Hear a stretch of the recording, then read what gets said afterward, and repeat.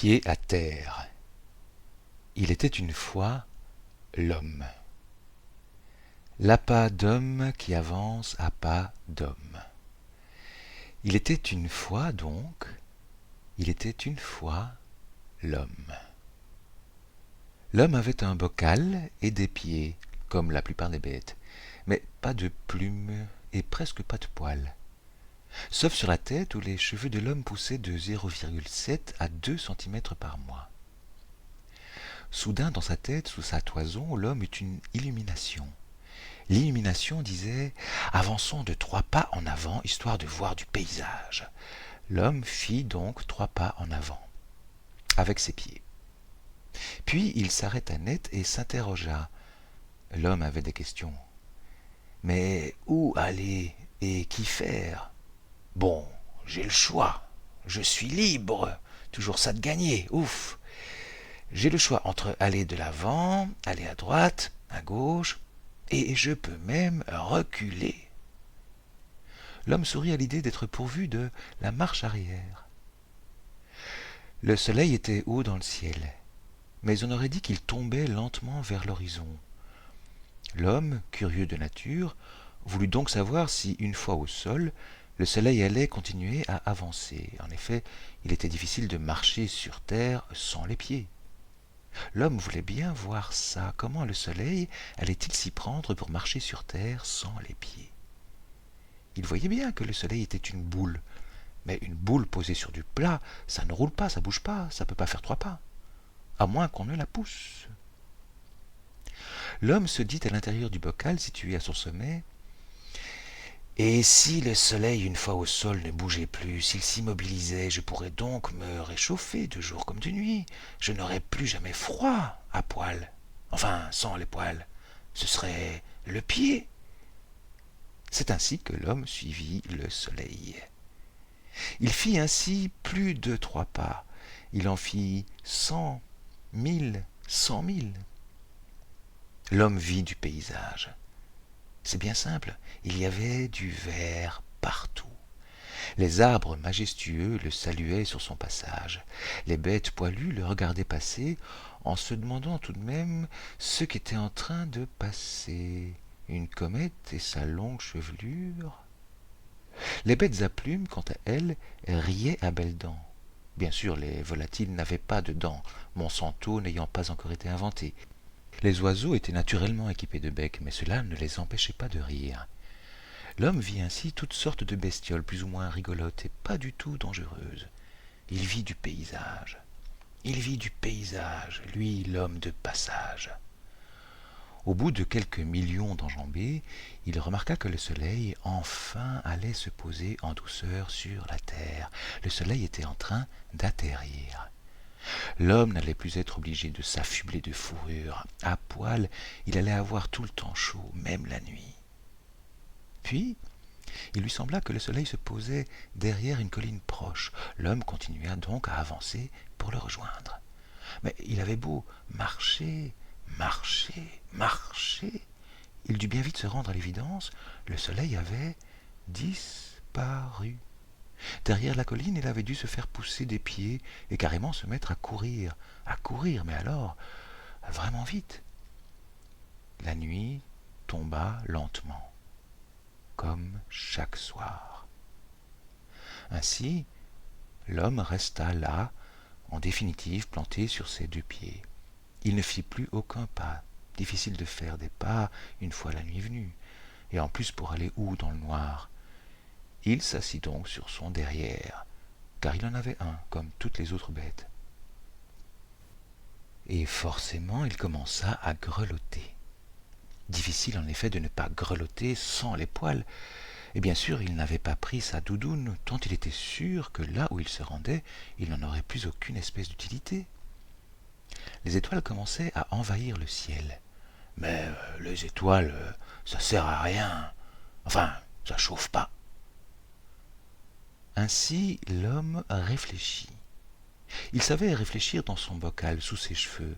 Alors, il cogita. Mais, franchement, il ne voyait pas.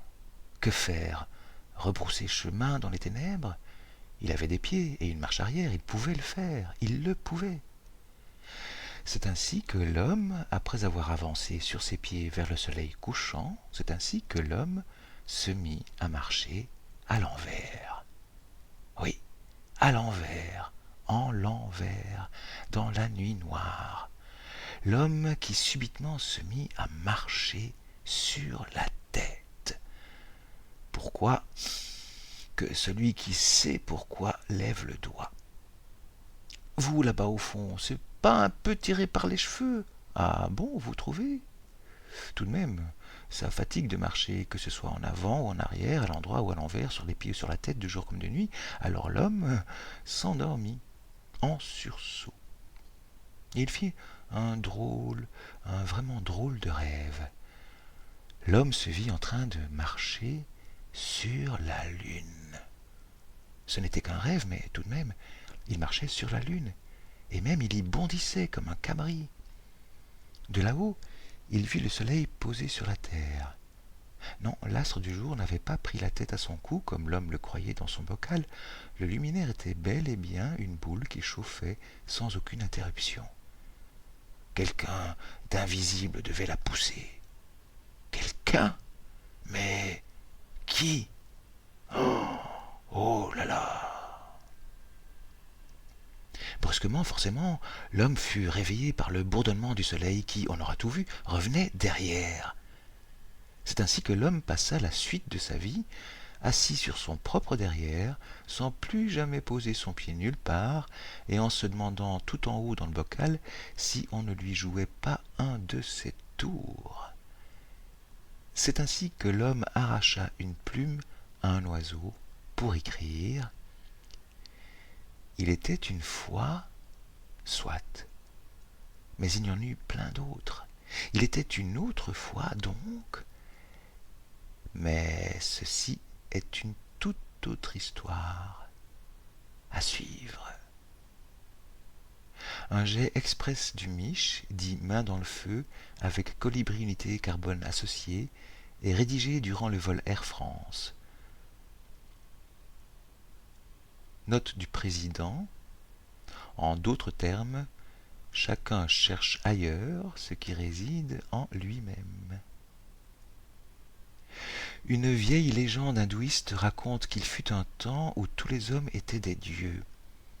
Comme ils abusèrent de ce pouvoir, Brahma, le maître des dieux, décida de le leur retirer et de le cacher dans un endroit où il le serait impossible de le retrouver. Oui, mais où? Le trésor est en nous. Oh, quels pieds et 5 orteils! Si tu tends trop la corde, elle se casse. Si tu ne la tends pas assez, elle ne sonne pas. Un maître de musique à son élève dans Little Buddha. Siddhartha dit « Tiens, mon bon Govinda, voici une des pensées que j'ai trouvées. La sagesse ne se communique pas. La sagesse qu'un sage cherche à communiquer a toujours un air de folie. »« Tu veux rire ?» demanda Govinda. « Pas du tout. Je te dis ce que j'ai trouvé. Le savoir peut se communiquer, mais pas la sagesse. On peut la trouver, on peut ensuite vivre, on peut s'en faire un sentier, on peut grâce à elle opérer des miracles, mais quant à la dire et à l'enseigner, non, cela ne se peut pas. C'est ce dont je me doutais parfois quand j'étais jeune homme, et ce qui m'a fait fuir les maîtres. » Siddhartha de Hermann Hesse.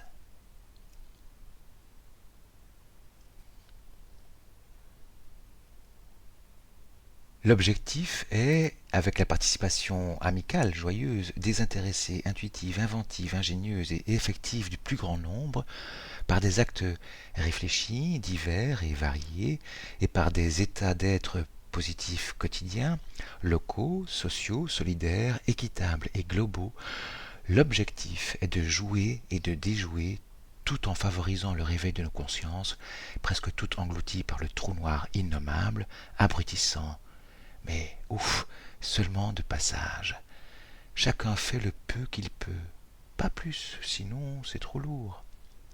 Rendons à l'homme sa dignité, dehors la culpabilité, reprenons confiance en nous, malgré l'étendue du désastre dont le seul responsable est le profit à tout prix.